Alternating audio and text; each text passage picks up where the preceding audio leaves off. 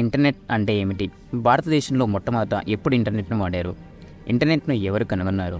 Internet చరిత్ర ఏంటి? Internet ఎలా పనిచేస్తుంది? ఇంటర్నెట్ను ఎవరు కంట్రోల్ చేస్తారు? ఇంటర్నెట్ ప్రమాదకరమా? డార్క్ వెబ్ అంటే ఏమిటి? ఇలాంటి ఎన్నో ప్రశ్నలకు సమాధానం ఈ వీడియోలో తెలుసుకుందాం. Hi friends, welcome back to Gnanabadi channel. Internet అంటే ఏమిటి? అంతర్జాలాన్ని ఆంగ్లంలో ఇంటర్నెట్ అంటారు. ఇంటర్నెట్ అనేది ప్రపంచవ్యాప్తంగా ఉన్న కంప్యూటర్లను కలిపే ఒక వ్యవస్థ. మరింత వివరంగా చెప్పాలంటే ఇంటర్నెట్ నెట్వర్క్లను కలిపే నెట్వర్క్. ఈ వ్యవస్థలో ఉన్న కంప్యూటర్లు ఒకదానితో ఒకటి సంభాషించుకునేందుకు ఇంటర్నెట్ ప్రోటోకాల్ అనే రూల్ను ఉపయోగిస్తారు. ఇంటర్నెట్ అంటే ఏమిటో ఒక ఉదాహరణతో తెలుసుకుందాం. ఒక కాలనీలో ఉన్న ఇళ్ళని కలుపుతూ ఒక వీధి ఉంటుంది. ఒక ఇంటి నుండి మరొక ఇంటికి వెళ్ళటానికి ఈ వీధి అవసరం. ఊళ్ళో ఉన్న కాలనీలనన్నీ కలపడానికి అల్లిబిల్లిగా అల్లుకొని ఊరు నిండా పెద్ద రహదారులు ఉంటాయి. ఒక ఊరు నుండి మరొక ఊరికి వెళ్ళటానికి ప్రాంతీయ రహదారులు ఉంటాయి. ఒక దేశం నుండి మరొక దేశం వెళ్ళటానికి సముద్రంలోనూ ఆకాశంలోనూ అంతర్జాతీయ రహదారులు ఉంటాయి. ఒక మ్యాప్లో చూస్తే ఈ చిన్న వీధులు, రహదారులు అన్నీ ఒక జాలరివాడి వలలా కనిపిస్తాయి. ఇదే విధంగా ప్రపంచంలో ఉన్న కంప్యూటర్లు అన్నీ కూడా చిన్న చిన్న ప్రాంతీయ వలల్లాగా, పెద్ద పెద్ద అంతర్జాతీయంగా అల్లుకుపోయిన వలల్లాగా కనిపిస్తాయి. కనుక వీటిని అంతర్జాలం అంటారు. ఇదే విధంగా ప్రపంచవ్యాప్తంగా ఉన్న కంప్యూటర్లను కలపడానికి ప్రపంచంలో ఉన్న కొన్ని పెద్ద కంపెనీలు ఆప్టిక్ ఫైబర్స్ను వేశాయి. ఈ ఆప్టిక్ ఫైబర్స్ ద్వారానే ప్రపంచంలో ఉన్న అన్ని కంప్యూటర్లకు ఇంటర్నెట్ అందుతుంది. 1973లో ఇంగ్లాండ్, నార్వే మధ్య ప్రపంచం మొట్టమొదటి కమర్షియల్ ఇంటర్నెట్ ప్రోటోకాల్ ప్రారంభమైంది.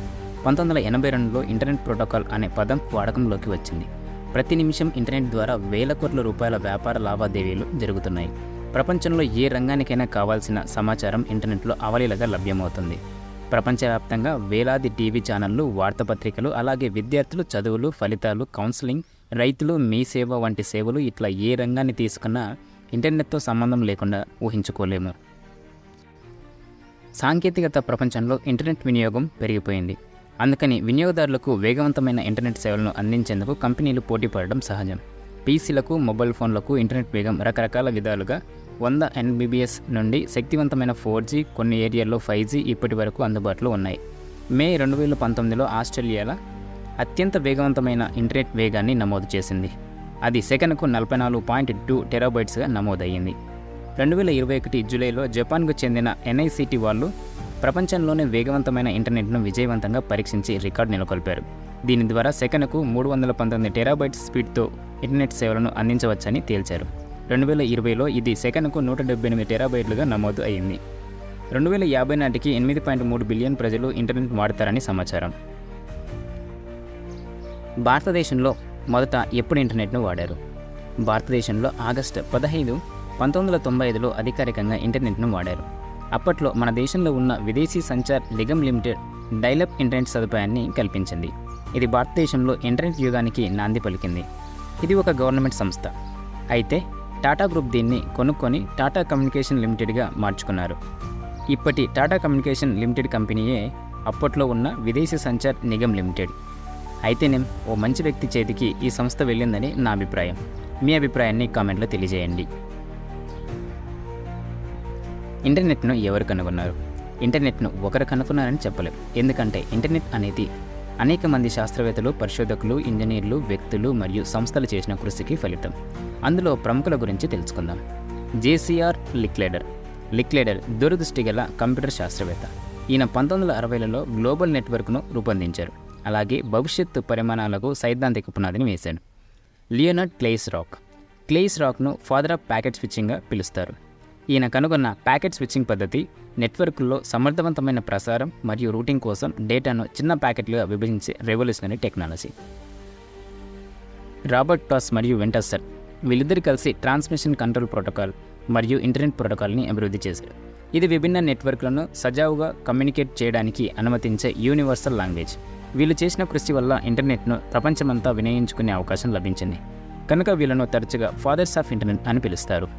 టిమ్ బెర్నర్స్-లీ వరల్డ్ వైడ్ వెబ్ను కనుగొన్నాడు.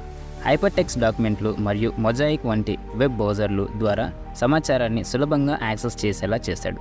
కనుక ఈయనను వెబ్ యొక్క ఆవిష్కర్తగా పిలుస్తారు. ఇలా చాలామంది వ్యక్తులు, వ్యవస్థాపకులు మరియు ఇంజనీర్లు ఇంటర్నెట్ను అభివృద్ధి చేయడంలో కీలక పాత్ర పోషించారు. ఇంటర్నెట్ చరిత్ర.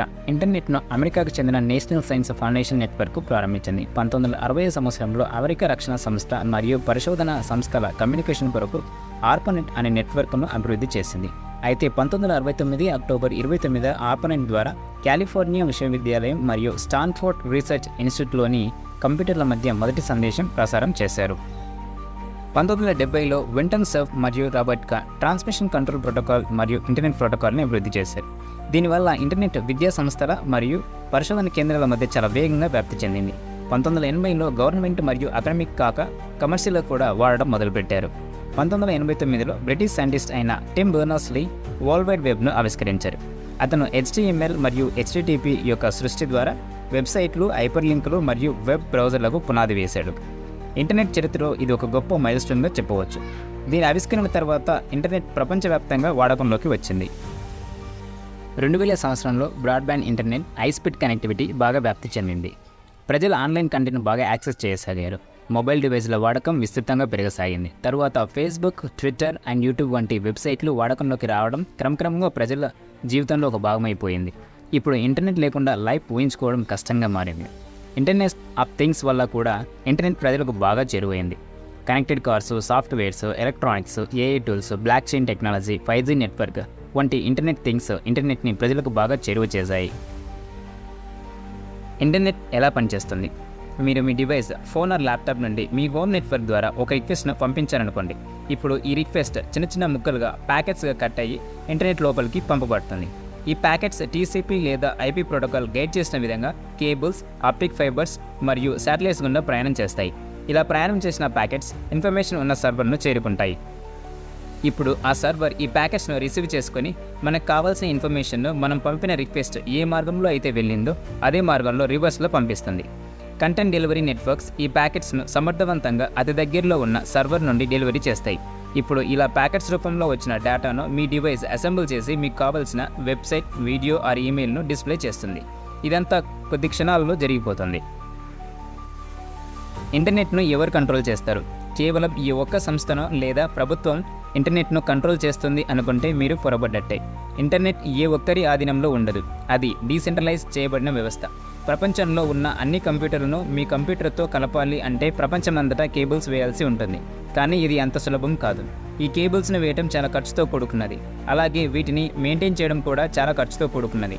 ఈ కేబుల్స్ని ఇప్పుడు మీరు వేయాల్సిన అవసరం లేదు. ఎందుకంటే మనం ముందు చెప్పుకున్నట్టు ప్రపంచవ్యాప్తంగా ఉన్న కొన్ని పెద్ద పెద్ద కంపెనీలు ప్రపంచ దేశాలను కలిపే విధంగా ఈ కేబుల్స్ని వేశారు. వీటిని టైర్ 1 కంపెనీలు అంటారు.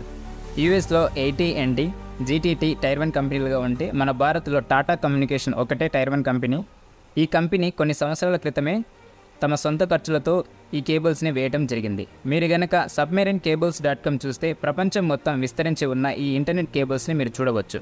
ప్రపంచంలోనే 99% డేటా ట్రాఫిక్ ఈ కేబుల్స్లోనే ట్రాన్స్ఫర్ అవుతుంది. ఇక జియో విషయానికి వస్తే ఈ కంపెనీ యూరోప్, ఆసియా, ఆఫ్రికా మధ్య సొంతంగా సబ్మెరైన్ కేబుల్స్ను వేయడం జరిగింది. ఈ కేబుల్స్ 40 టెరాబైట్ల కెపాసిటీని కలిగి ఉన్నాయి.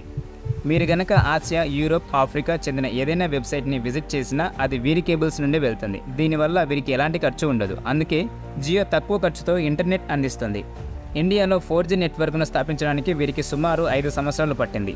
ఈ టైర్ 1 కంపెనీలు per GB చొప్పున డేటాను టైర్ 2 కంపెనీలకు అమ్మేస్తాయి. ఎగ్జాంపుల్ ఎయిర్టెల్. తర్వాత టైర్ 2 కంపెనీలు టైర్ 3 కంపెనీలకు డేటాను అమ్మేస్తాయి. కనుక ఇంటర్నెట్ ఏ ఒక్కరి ఆధీనంలో ఉండదు. ఇంటర్నెట్ ప్రమాదకరమా? ఇంటర్నెట్ ప్రమాదకరమని చెప్పలేం. అలాగని ప్రమాదకరం కాదని కూడా చెప్పలేం.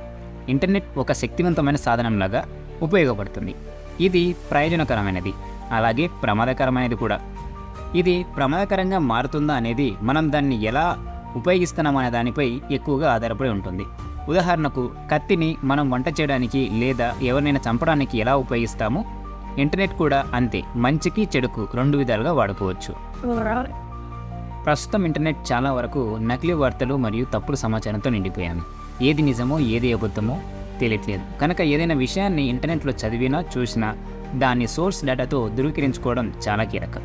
ముఖ్యంగా మనం ఏదైనా పాస్వర్డ్ సెట్ చేసుకుంటున్నప్పుడు లేదా ఏదైనా ఆన్లైన్లో ట్రాన్సాక్షన్ చేస్తున్నప్పుడు చాలా జాగ్రత్తగా ఉండాలి.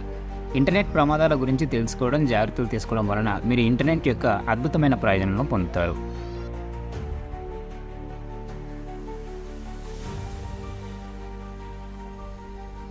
డార్క్ వెబ్ అంటే ఏమిటి? ఇంటర్నెట్ను 3 ప్రధాన భాగాలుగా విభజించవచ్చు. Surface web, deep web, dark web. Surface వెబ్ను ఎవరైనా చూడవచ్చు. మన ఇంటర్నెట్లో సెర్చ్ ఇంజిన్లో సెర్చ్ చేసే ప్రతి అంశం సర్ఫేస్ వెబ్లోకి వస్తాయి. సర్ఫేస్ వెబ్లో వెబ్ స్పైడర్స్ ఉంటాయి. ఇవి మనం సెర్చ్ చేసిన విషయాలను హైపర్ లింక్లతో కనెక్ట్ అయ్యి ఇన్ఫర్మేషన్ను మనకు అందిస్తాయి.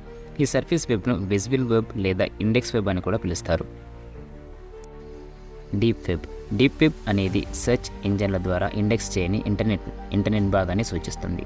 ఇది పేవాల్లో, ప్రైవేట్ డేటాబేస్లు, పాస్వర్డ్ రక్షిత వెబ్సైట్లు మరియు ఇతర నిరోధిత యాక్సెస్ ప్రాంతాల వెనుక ఉన్న కంటెంట్ను కలిగి ఉంటుంది.